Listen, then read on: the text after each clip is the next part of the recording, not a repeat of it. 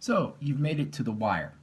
The wire is usually your first big obstacle. The hope is, if you're using artillery at all, is that it would have blown gaps through the wire that you can move through easily.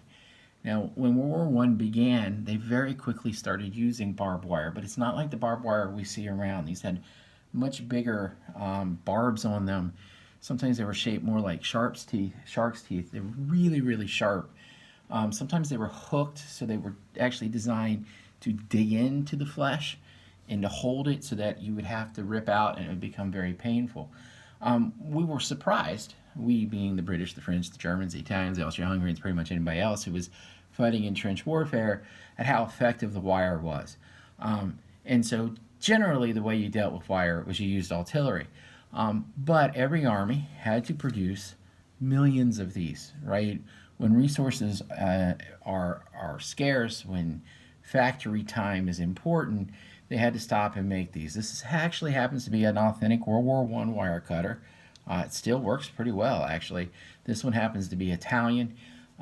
Every country had one of some type, and they had to figure out how to make these in large numbers and get them in the hands of the soldiers. The problem is when you look at the picture, it'll give you a little bit of an idea.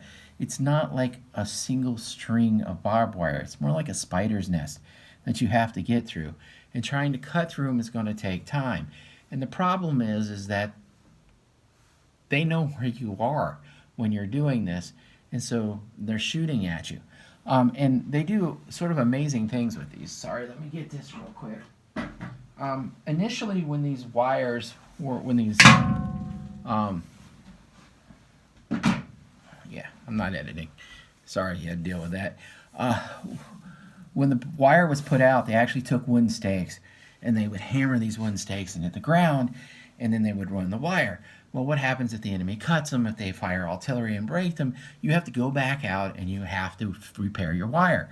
And what do? You sit there, and when you start hammering, they hear you. So the Germans first came up with something similar to this, where the bottom is actually a corkscrew, which you can't really see, but it's screwed in like a giant screw. And it was designed so that you could just screw it into the ground silently, and then it had other barbs to hang the wire. This one's a special one. This one's a little different. This one wasn't made to hold the wire. This was put in amongst the wire, and it was designed so that you could loop wire through it. But you usually had a piece of paper on here, right, or something in a specific color. And what would happen is you would put this out in your wire, and your machine gunner could aim at this, or your rifleman could aim, and they could calibrate their sights on this so that when the enemy attacked and when they reached, your blue one, you knew exactly how to fix your rifle sight or your machine gun sight to fire on that spot. And when they reached the red one, you could do the same thing. So they were pretty clever in how they did this, and the wire was a big problem. So hopefully you get through.